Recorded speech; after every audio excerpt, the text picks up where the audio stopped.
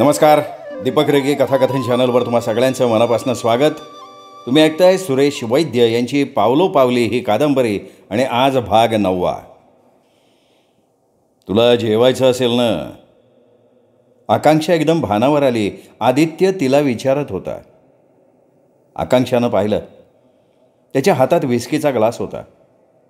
डोळे तारवटल्यासारखे झाले होते, पण मघापेक्षा त्याचा चेहरा आता बराच निवळल्यासारखा वाटत होता. कदाचित तिच्याविषयी वाटणारा संताप बाहेर पडल्यामुळेही असेल, तो आता काहीसा शांत झाल्यासारखा दिसत होता. नाही, आकांक्षा मान हलवत हलक्या आवाजात म्हणाली.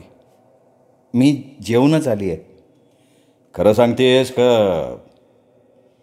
त्याच्या आवाजातला बदल आकांक्षाच्या मनाला कुठेतरी स्पर्शून गेला. कितीतरी दिवसांनी असा आपलेपणाचा स्वर तिला ऐकायला मिळत होता. वाटलं उठावं आणि आदित्यच्या जवळ जावं, पण तसं काही करायचं धाडस तिला झालं नाही. खाली मान घालून ती गप्प राहिली. खरं तर इथे येण्यापूर्वी तिला वाटत होतं, आपण कुठल्या तरी पैसेवाल्या रंगेल माणसाकडे चाललो आहोत. तिथे आपल्याला दारू प्यावी लागेल, त्यांनी आग्रह केला तर काहीतरी खावंही लागेल, म्हणून ती काही न खाता पिता आली होती. खोटं बोलायची तुझी सवय अजूनही गेलेली दिसत नाहीये, असं म्हणत आदित्यनं उठून उभं राहण्याचा प्रयत्न केला, पण दुसऱ्याच क्षणी तोल जाऊन तो सोफ्यावर धडपडला. आदित्यनं आज आपल्या नेहमीच्या कोट्यापेक्षा थोडी जास्तच घेतली होती. कदाचित आकांक्षा समोर येताच त्याचा स्वतःवरचा संयम सुटला होता आणि त्याच तिरीमिरीत त्यांनी नेहमीपेक्षा जास्त. तो सोफ्यावर धडपडलेला बघून नकळत आकांक्षा पुढे झाली होती. नाही. तिचा पुढे आलेला हात झिडकारत आदित्य म्हणाला, मला तुझ्या आधाराची गरज नाहीये. आकांक्षा एकदम चपापून मागे सरकली. ज्याला स्वतःचा तोल सावरता आला नाही, तो दुसऱ्याला काय आधार देणार? आणि तसंही ज्यावेळी मला खरोखर आधाराची गरज होती, त्यावेळी तू मला झिडकारून निघून गेली होतीस. आज तर केवळ मी शरीरानं धडपडतोय, पण त्यावेळी मनानं खचलो होतो. कोण होतं सावरायला मला? कोणीच नाही.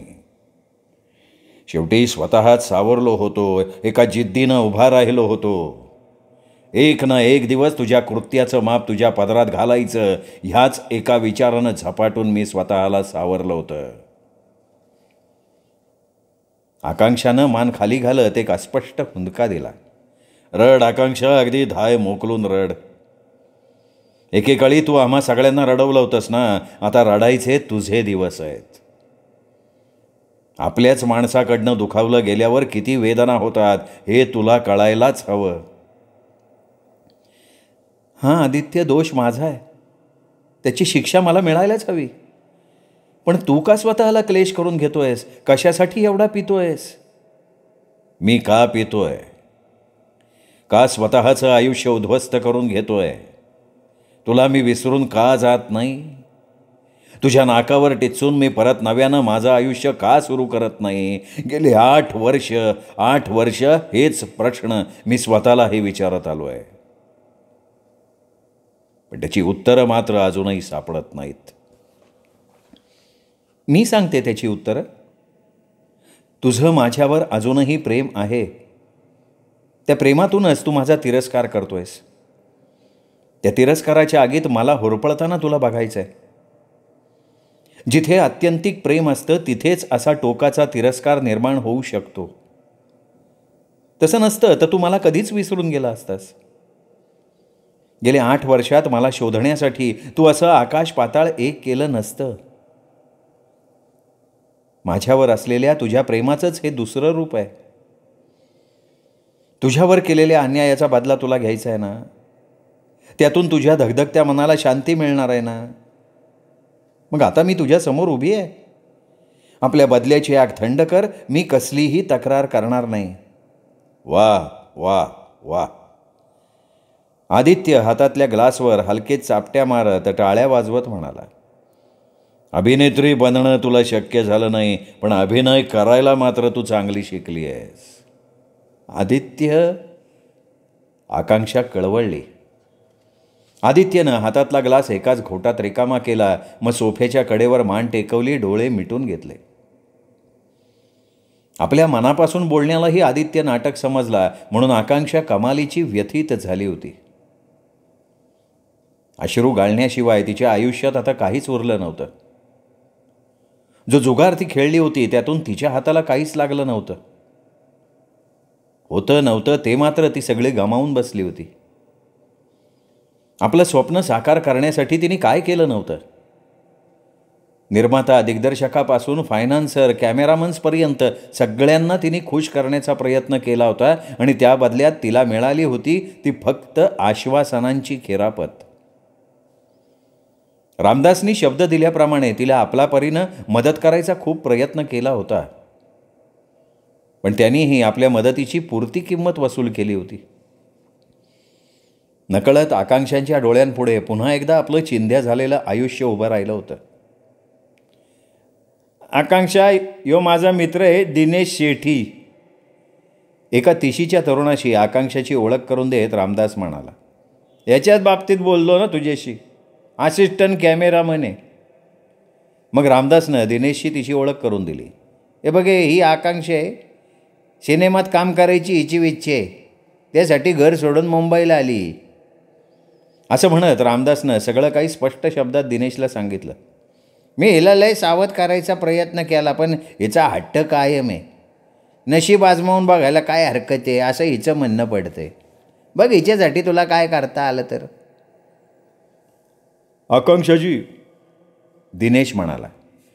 तुमच्या जागी दुसरी कोणी असती तर मी तिला सरळ फुटवलं असतं, किंवा मग फिल्म लाईनमध्ये दिली जातात तशी आश्वासनं दिली असती. पण तुम्ही रामदासच्या जवळच्या आहात म्हणून थोडं स्पष्ट शब्दात सांगतो. तुमच्यासारख्या शेकडो तरुणी या मायावी नगरीच्या झगमगाटाला भुलून इथे येतात आणि मग या दलदलीत रुतून बसतात. कुणी मग आपल्या देहाचा बाजार मांडून आला दिवस ढकलत राहते आणि ज्यांना ते शक्य नसतं ते आत्महत्या करून मोकळ्या होतात. तुम्ही या दलदलीत फसू नये अशी माझी मनापासून इच्छा आहे. रामदासप्रमाणे तुम्हीही माझे हितचिंतक आहात. तुम्ही मला सावध करण्याचा प्रयत्न केला त्याबद्दल मी तुमचे आभारी आहे. पण दिनेशजी, या रस्त्यावरनं मी आता इतकी पुढे आली आहे की तिथून माघार घेणं मला शक्य नाही. म्हणूनच मी प्रयत्न करायचं ठरवलं आहे. यातनं काही निष्पन्न झालं नाही तर निदान प्रयत्न केल्याचं समाधान तरी मला मिळेल. आकांक्षा ठाम स्वरात म्हणाली. ठीक आहे, तुमची एवढी तयारी असेल तर मी तुम्हाला माझ्या काही ओळखीच्या लोकांकडे घेऊन जाईल. खरोखर तुमचं नशीब जोरावर असेल तर कदाचित तुम्हाला चान्स मिळूनही जाईल. दिनेश सगळ्यात पहिल्यांदा तिला एका निर्मात्याकडे घेऊन गेला होता. मेहरा साहेब, या मिस आकांक्षा नागपूरहून आल्या आहेत. माझ्या लांबच्या नातेवाईक आहेत. तुम्ही 3 पिक्चर लॉन्च करतात म्हणून तुमच्याकडे घेऊन आलो. एखादा रोल देऊ शकाल हिला? मेहरा साहेब आपल्या तीक्ष्ण नजरेनं आकांक्षाच्या शरीरावरनं नजर फिरवत म्हणाले. आज संध्याकाळी डायरेक्टर आणि फायनान्सर माझ्या बंगल्यावर येणार आहेत.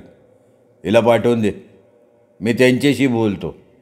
ही जर त्यांना पसंत पडली, उद्या आपण हिची स्क्रीन टेस्ट बिनटेस्ट घेऊन टाकू.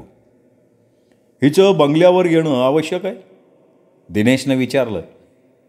म्हणजे मी जरी निर्माता असलो ना तरी फायनान्सरला, डायरेक्टरला ही पसंत पडली पाहिजे ना. राम गोपाळ किती मोठा डायरेक्टर आहे हे तुला माहिती ना. तो जवळ हो म्हणत नाही तवर. रामगोपालचं नाव ऐकताच आकांक्षाचं मन एकदम पुलकित झालं. त्यांनी डायरेक्ट केलेले 3 पिक्चर्स लागोपाठ हिट झाले होते. त्याच्याबरोबर काम करायला मोठमोठ्या नटनट्या जीव टाकत होते. अशा डायरेक्टरबरोबर जर तिला काम करायला मिळालं तर. ठीक आहे मेहरा साहेब, उद्या संध्याकाळी मी तुमच्या बंगल्यावर येईन. दिनेश काही बोलायच्या आधी आकांक्षा उतावळ्या स्वरात म्हणाली. दिनेशनं काहीशा नाराजीनं बघितलं आकांक्षाकडे आणि मग खांदे उडवले. संध्याकाळी 7च्या सुमाराला ती मेहराच्या बंगल्यावर पोचली. तिथे राम गोपालसहित आणखीन 4 जण होते. रात्री 1च्या सुमाराला जेव्हा ती बंगल्यातनं बाहेर पडली तेव्हा तिचे पाय लटपटत होते आणि शरीराचा कण वेदनेनं ठणकत होता. दारू तर तिला पाजली गेली होतीच, पण एकाच वेळी त्या 4 जणांनी एखाद्या जनावरासारखं तिला ओरबाडलं होतं. ती बंगल्यातनं बाहेर पडली तेव्हा रामदास टॅक्सी घेऊन तिची वाट बघत होता. टॅक्सीत बसताच तिला आपली अवस्था बघून रडू कोसळलं होतं. तिथं काय घडलं असावं मला माहिती आहे. रामदास टॅक्सी सुरू करत गंभीर आवाजात म्हणाला. आता तर ही सुरुवात आहे. हे बघ, पण अजून वेळ गेलेली नाही. माझं ऐक, या लोकांच्या बोलण्यावर जाऊ नको. आपल्या प्रत्येक आश्वासनाची किंमत ते वसूल करतील, पण तुझ्या हातात मात्र काय देणार नाहीत. दुसऱ्या दिवशी तिला जागचं हलणंही शक्य झालं नाही. तिसऱ्या दिवशी ती पुन्हा दिनेशला जाऊन भेटली. दिनेश तिला घेऊन आणखीन एका निर्मात्याला भेटला. निर्मात्याचं देखणं, आलिशान ऑफिस बघून आकांक्षाचे डोळे दिपल्यासारखे झाले. दिनेशनं नेहमीप्रमाणे आकांक्षाची ओळख करून देऊन तिला एखादा रोल द्यायची निर्मात्याला गळ घातली. निर्माते महाशय लगेच रुंद हसत दिनेशला म्हणाले, अरे दिनेश भाई, तू राईट टाईमला हिला घेऊन आला. मी नव्या चेहऱ्याच्या शोधातच होतो. पुढच्या महिन्यात आणखीन एक नवीन फिल्म जाती फ्लोअरवर. हिला आत पाठवून दे, लगेच स्क्रीन टेस्ट घेऊन टाकू. दिनेशने तिच्याकडे बघितलं. 2 दिवसांपूर्वीचा अनुभव ताजा असल्यामुळे ती आडेवेडे घेईल असं दिनेशला वाटलं होतं. पण निर्माता नवीन चेहऱ्याच्या शोधात आहे म्हणताच आकांक्षाच्या आशा पल्लवित झाल्या होत्या. शिवाय हे ऑफिस आहे, बंगला नाही, हा विचार करून ती निर्मात्याबरोबर आज जायला तयार झाली. पण आज जाताच हे ऑफिसही बंगल्यापेक्षा कमी नाही हे तिच्या लक्षात आलं. पण आता तिथून फिरणं तिला शक्य नव्हतं. नवीन चेहऱ्याचं आश्वासन तिला तसं करू देत नव्हता. साधारण 2-2.5 तासांनी ती बाहेर आली होती. आज तिला दारू पाजण्यात आली नव्हती, पण तरीही तिच्याकडून आश्वासनांची किंमत वसूल करण्यात आली होती. अगदी स्पष्ट शब्दात तिच्याकडे ती मागणी करण्यात आली होती आणि नाही म्हणणं तिला शक्य झालं नव्हतं. बाहेर दिनेश तिची वाटच बघत होता. दिनेश तिला घेऊन आपल्या फ्लॅटवर आला. झाली का स्क्रीन टेस्ट? त्याने कुत्सित हसत विचारलं. ती काही बोलली नाही, मान खाली घालून बसून राहिली. आता तुला समजलं ना? इथे स्क्रीन टेस्टपेक्षा शरीर टेस्ट आधी द्यायला लागते. ती दिल्याशिवाय कोणी तुमच्याकडे ढुंकून बघत नाही. दिनेशच्या आवाजातला बदल तिच्या लक्षात आला. मान वर करून तिने त्याच्याकडे बघितलं. तो आपल्या ग्लासात व्हिस्की ओतत होता. तिच्याकडे बघणारी त्याची नजर गढुळलेली होती. ग्लास घेऊन तो तिच्या शेजारी येऊन बसला. मग एक घोट घेत म्हणाला, मुंबईत कुणी कुणाला फुकट मदत करत नाही. आकांक्षा, प्रत्येक कामाची इथे किंमत वसूल केली जाते. हे शहर फार व्यवहारी आहे. तुलाही तुझ्या कामाची किंमत हवी आहे ना? आकांक्षा दुखऱ्या स्वरात म्हणाली. मी तुझ्याकडे कसलीही किंमत मागितली नसती. पण जेव्हा बघितलं की तू आपलं शरीर जो मागेल त्याला वाटत सुटली आहेस, मग मीच काय पाप केलंय, नाही का? खरं आहे तुझं म्हणणं. तुझी तरी मदत मी फुकट का म्हणून घ्यावी? मी तयार आहे, तुझा सगळा हिशोब पूर्ण कर. असं म्हणत आकांक्षा आपल्या अंगावरचे कपडे उतरवायला लागली. रात्री जेव्हा ती रामदासच्या खोलीवर परतली तेव्हा शरीरानं आणि मनानं पूर्णपणे खचून गेली होती. तिच्या मनातल्या सगळ्या आशा आकांक्षा धुळीला मिळाल्या होत्या आणि वास्तवाची प्रखर जाणीव तिला झाली होती. रामदासनं विचारल्यावर तिने सगळा किस्सा त्याला सांगून टाकला. गंभीर स्वरात त्याने विचारलं, आता काय करायचं ठरवले? काय करावं ते समजत नाहीये. जगण्यासाठी काहीतरी करायला हवं, तूच मार्ग सुचव. आता तू घरी परत जायचं नाही म्हणती. आत्महत्या करायचा सल्ला आपण काय देणार नाही. आणि मग अशा परिस्थितीत तुझ्या पुढं एकच रस्ता आहे. ज्या मुंबईनी तुला फसवलं, तुला लुटलं, त्यांना लुटायचं. ते कसं? हे बघ, आजपर्यंत सगळ्यांनी शाब्दिक आश्वासनं देऊन तुझं शरीर लुटलं आहे. आता त्या शरीराचा उपयोग कर आणि त्यांचा पैसा तू लूट. आपल्या शरीराची पुरेपूर किंमत वसूल करून टाक. काय? आकांक्षा एकदम दचकली. मग हलक्या आवाजात म्हणाली, अरे ही तर सरळ सरळ वेश्यावृत्ती आहे.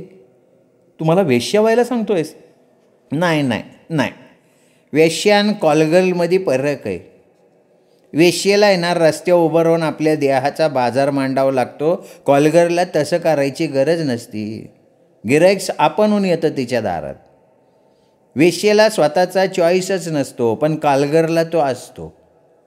म्हणून एक साधारण वेश्या एका महिन्यात जेवढं कमवत नाही ना, तेवढं कॉलगर्ल एका रात्रीत कमावती. अरे पण दोघींचं काम तर एकच आहे ना. आहे ना, पण लोकांना रस्त्यावरच्या वस्तूपेक्षा शोकेसमधल्या वस्तू लय आवडतात. त्याच्यासाठी थोडा खर्च जास्तीचा करायला ते लोक तयार असतात. आकांक्षा काही बोलली नाही.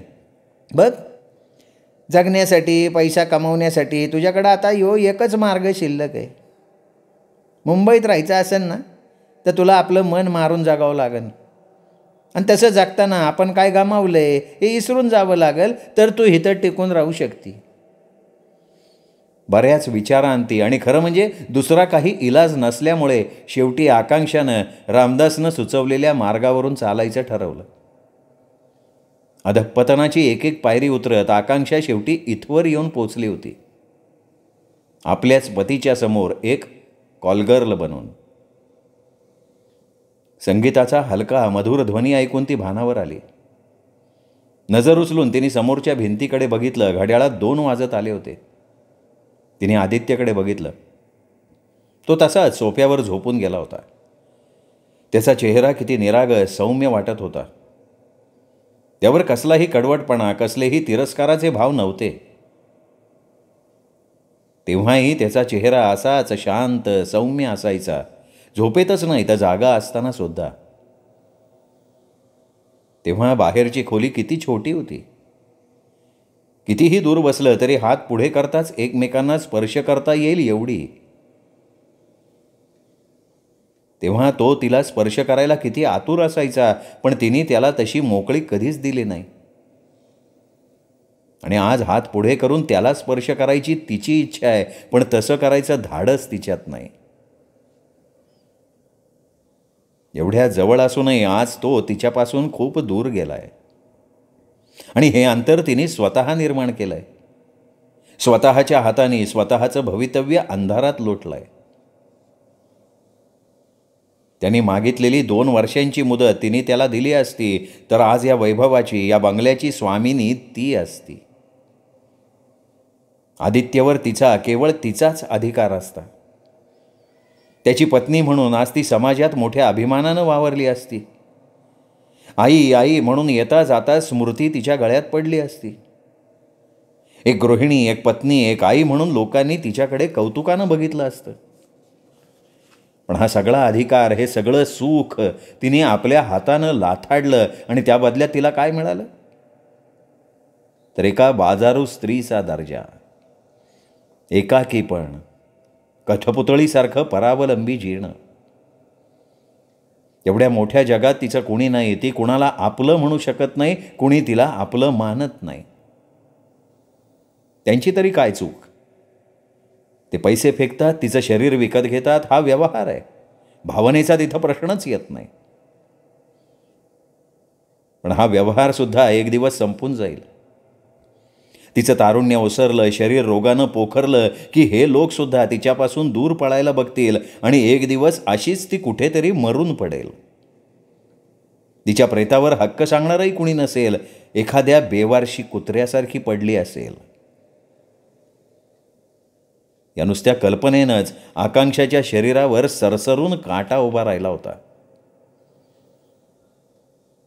सकाळी तिला जाग आली तेव्हा 8 वाजले होते.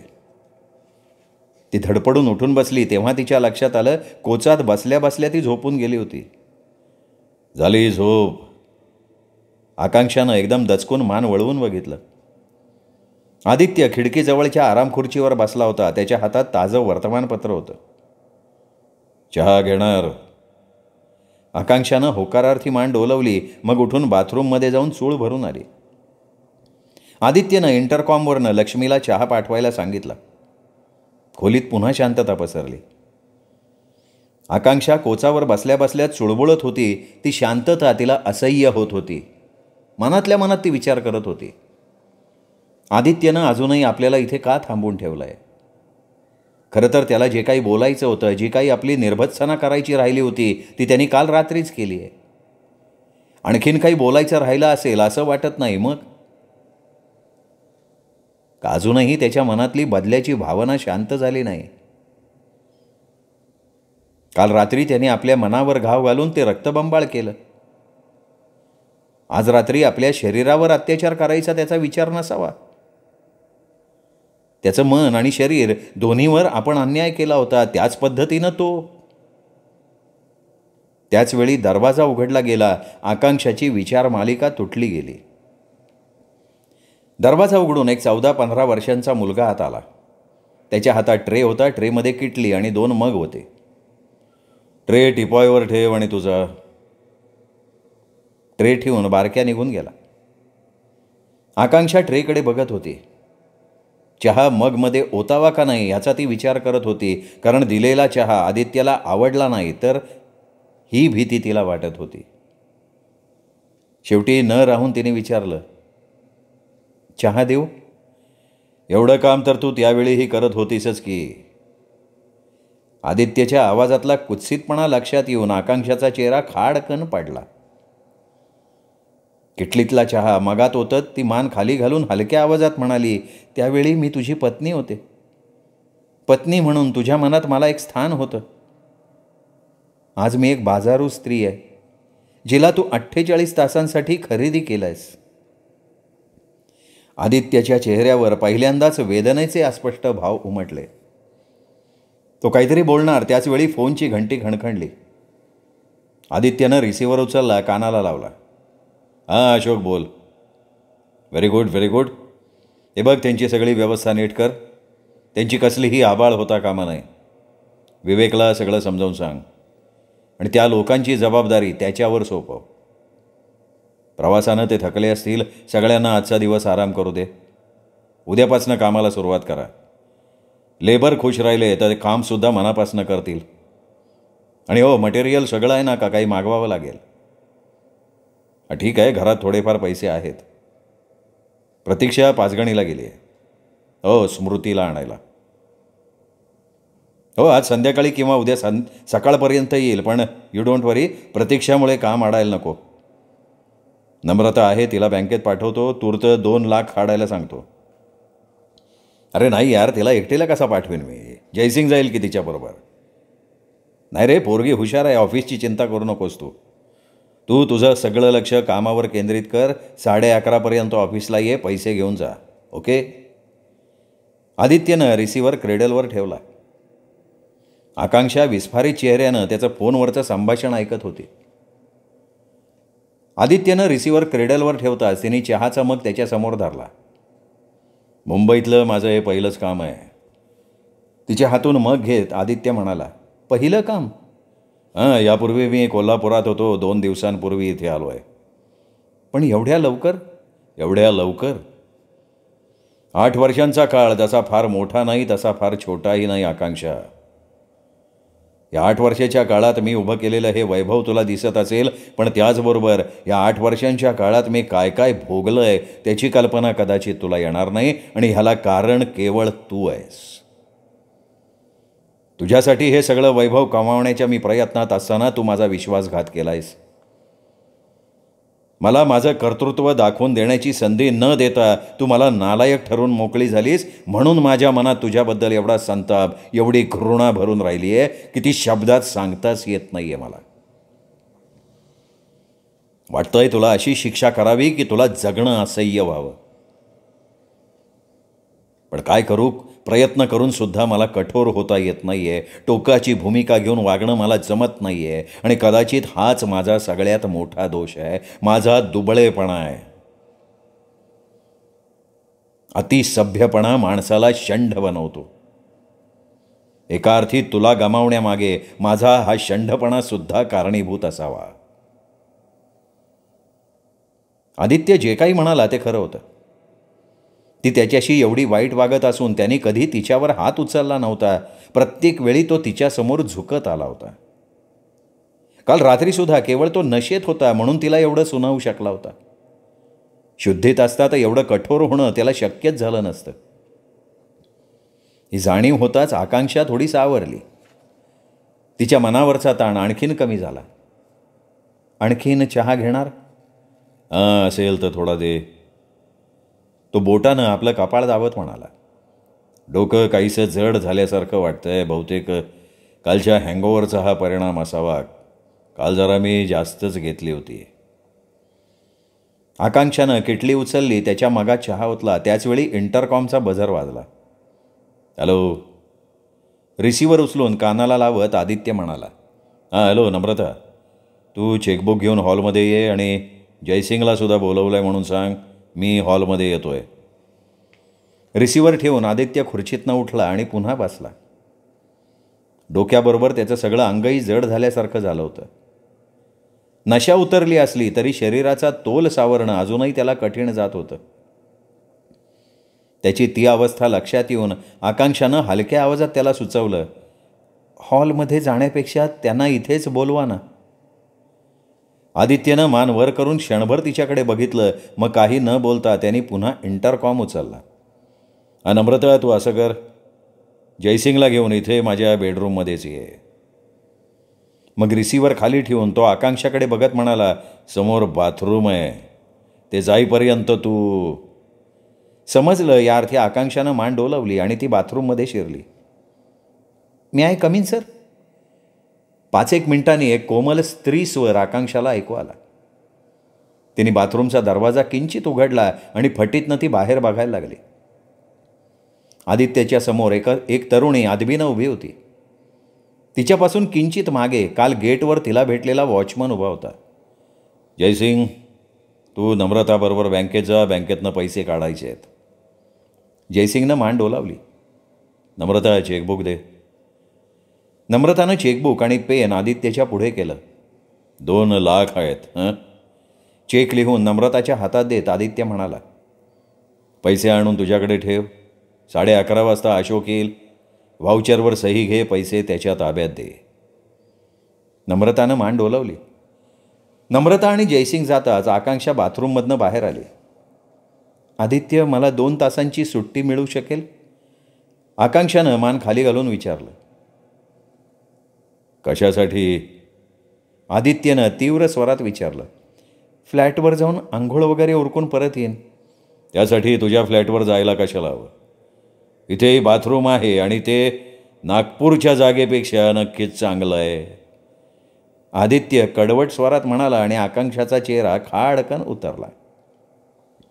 दुखऱ्या नजरेनं त्याच्याकडे तिने बघितलं आणि मनातली वेदना लपवत म्हणाली, नाही तसं नाही, मी कपडे नाही आणले बरोबर. याची काही आवश्यकता नव्हती. रात्री मी तुला वॉर्डरोब दाखवला होता ना, त्यातले तुला जे आवडतील ते कपडे घे, नाहीतरी ते सगळं तुझ्यासाठीच आणलेलं होतं. आणि जाताना ते सगळं तुला घेऊन जायला सांगणारच होतो मी. नाईलाज झाल्यासारखी आकांक्षा उठली आणि शेजारच्या खोलीत गेली. वॉर्डरोब उघडून तिने एक आकाशी रंगाची साडी बाहेर काढली. साडीबरोबर मॅच होणारा ब्लाऊज आणि पेटीकोटसुद्धा त्यात होता. कपडे घेऊन ती बेडरूममधल्या बाथरूममध्ये शिरली. साधारण तासाभरानं ती बाहेर आली तेव्हा आदित्य मानेखाली उशी घेऊन डोळे मिटून बेडवर बसला होता. तिची चाहूल लागताच त्याने डोळे उघडले आणि मग एकटक नजरेनं तिच्याकडे बघत राहिला. आकांक्षानं जाणीवपूर्वक आकाशी रंगाची साडी निवडली होती, कारण तो रंग आदित्यचा आवडता आहे हे तिला माहिती होतं. काय बघतोयस? आकांक्षानं मान खाली घालत हलक्या आवाजात विचारलं. हेच बघतोय की ह्या 8 वर्षात तसा तुझ्यात काही बदल झालेला दिसत नाही. 8 वर्षांपूर्वी जशी दिसत होतीस तशी आजही दिसतीयस. आदित्य बोलत असताना ती मनोमन सुखावली होती. आदित्यला अजूनही आपल्या सौंदर्याचा मोह आहे असं तिला वाटत होतं, पण त्याच्या पुढच्या वाक्यानं तिचा भ्रमनिरास झाला. अर्थात असं दिसणं तुला आवश्यकच आहे म्हणा, नाहीतर जो धंदा तू पत्करला आहेस त्यात तू टिकून कशी राहिली अशी. आदित्य, हा धंदा मी जाणीवपूर्वक पत्करला नव्हता, नाईलाजानं मला तो पत्करावा लागला. दुसरा मार्गच नव्हता माझ्यापुढे. ज्या स्वप्नाच्या पूर्तीसाठी मी सगळं काही सोडलं होतं, माझं सर्वस्व पणाला लावलं होतं, त्या स्वप्नामागचं प्रखर वास्तव नंतर समजलं मला. पण तोपर्यंत फार उशीर झाला होता. सगळं काही माझ्या हातनं निसटून गेलं होतं. परतीचे सगळे मार्ग मी माझ्या हातानं बंद करून टाकले होते. त्या परिस्थितीत माझ्यापुढे एकच मार्ग होता, आत्महत्येचा. पण आत्महत्या करायला सुद्धा धाडस लागतं आणि ते धाडस माझ्यात नव्हतं. म्हणूनच मग जगण्यासाठी मला हा मार्ग पत्करावा लागला. अच्छा, आणि हे बात्राशी लग्न करायची काय भानगड आहे का? तो सुद्धा तुझ्या धंद्याचा एक भाग आहे? नाही, या धंद्यामुळे मला जगणं सुसह्य झालं हे खरं आहे, पण नंतर या धंद्याचा मला वीट आला. गेल्या वर्षभरापासून मी हा धंदा जवळजवळ बंद केला होता. बात्राशी मी लग्न करण्याचा निर्णय घेतला होता, तोही याच जगण्याच्या अपरिहार्यतेतून. शेवटी जगण्यासाठी मला काहीतरी आधार हवा होता ना. पण बात्राशी लग्न करण्याचा विचार मी आता डोक्यातनं काढून टाकलाय. तुझ्या सहवासात घालवलेल्या या 2 दिवसांच्या आठवणीवर मी आता जगायचा प्रयत्न करणार आहे. कारण तू मला विसरला असशील असं मला वाटत होतं, पण आपल्यावर झालेल्या अन्यायाचा बदला घेण्यासाठी काय होईना तू मला विसरला नव्हतास, माझा शोध घेत होतास, हे माझ्या दृष्टीनं खूप आहे. आकांक्षाच्या ह्या बोलण्यानं आदित्य नकळत मनातनं कुठेतरी हलला होता. आकांक्षावर त्याने मनापासनं प्रेम केलं होतं आणि त्या प्रेमाचे अस्पष्ट कण अजूनही त्याच्या मनाच्या एका सुप्त कप्प्याच्या तळाशी चिकटून बसले होते. तिला झाली एवढी शिक्षा खूप झाली असं त्याला वाटत होतं. तिला मनापासनं क्षमा करून टाकावी असे विचार त्याच्या मनात येत होते. उलट सुलट विचारात तो असा गुरफटला असताना पुन्हा फोनची घंटी खणखणली. हॅलो. रिसिव्हर कानाला लावत तो म्हणाला, अरे प्रतीक्षा. हां हां, केव्हापर्यंत पोहोचशील? उद्या सकाळपर्यंत. हां ठीक आहे, स्मृती आहे ना बरोबर? ओके. असं म्हणत आदित्यनं रिसिव्हर क्रेडलवर ठेवला. त्याचा चेहरा एकदम उजळला होता. मघासचे सगळे विचार आता मागे पडले होते. स्मृतीचं नाव ऐकताच आकांक्षाची छाती धडधडायला लागली होती. कुणाचा फोन होता? आकांक्षानं विचारलं. प्रतीक्षेचा फोन होता. स्मृतीला आणायला ती पाचगणीला गेली आहे. स्मृती येणार आहे? हो. आकांक्षा एकदम गप्प झाली. तिच्या चेहऱ्यावर अस्पष्ट वेदनेचे भाव उमटले. आल्यापासनं तू स्मृतीबद्दल काही विचारलं नाहीस? आदित्य तिच्याकडे एकटक नजरेनं बघत म्हणाला. आकांक्षा क्षणभर गप्प राहिली. मग काहीशा विषण्ण स्वरात म्हणाली, विचारायचं खूप मनात होतं, पण कुठल्या तोंडानं विचारणार? कोणत्या अधिकारानं तिची चौकशी करणार? मी केवळ तिला जन्म दिला, तोही मनापासनं नाही. साधं दूधसुद्धा मी तिला पाजलं नाही. आईचं कुठलंच कर्तव्य मी पार पाडलं नाही. आईचंच का, मुलीचं, पत्नीचं कुठलंच कर्तव्य मला पार पाडता आलं नाही. एका मृगजळामागे धावताना मी स्वतःच एक मृगजळ झाले. बोलता बोलता आकांक्षाला हुंदका फुटला. ओंजळीत तोंड लपवत ती हुंदके देत राहिली. आदित्य काही क्षण तिच्याकडे बघत राहिला. मग काहीशा गंभीर स्वरात म्हणाला, आयुष्यात तू फार चुका केल्यास आकांक्षा. कितीतरी जणांची मनं दुखावली आहेस. काय मिळवलंस तू? स्वतः सुखी झाली नाहीस आणि दुसऱ्यालाही सुख मिळू दिलं नाहीस. तुला कल्पना आहे तू तशी निघून गेल्यामुळे काकूंना किती जबर धक्का बसला होता. बिचाऱ्या 10 वर्षांनी आणखीन म्हाताऱ्या दिसायला लागल्या होत्या. त्या तुझं नाव काढत नव्हत्या. काढलं तर शिव्या शापच देत होता, पण ते फक्त मला सावरण्यासाठी. मनातून मात्र त्या सतत तुझाच विचार करत असायच्या. तुझ्या चिंतेत त्या आतल्या आत खचत चालल्या होत्या. मी माझ्या परीनं त्यांना खूप सावरण्याचा प्रयत्न केला, पण तू दिलेला तडाखा इतका जबर होता की त्या पुन्हा स्वतःला सावरूच शकल्या नव्हत्या. माझ्या यशाची चढती कमान बघून एकीकडे त्या आनंदित होत होत्या, तर दुसरीकडे तू कुठे असशील, काय करत असशील, कुठल्या अवस्थेत असशील ह्या विचारांनी व्यथित होत होत्या. कित्येकदा छोट्या स्मृतीला पोटाशी धरून रडताना मी त्यांना पाहिलं. आईच्या मायेला पारख्या झालेल्या स्मृतीकडे बघून तर नेहमीच त्या डोळे गाळत बसायच्या. मधूनच 1-2दा त्यांनी मला दुसरं लग्न करायचंही सुचवलं होतं. त्या म्हणाल्या, स्वतःसाठी नाही पण स्मृतीसाठी तरी तू दुसरं लग्न कर. तुझ्या व्यवसायाचा व्याप वाढत चालला आहे. मी काय आज आहे उद्या नाही.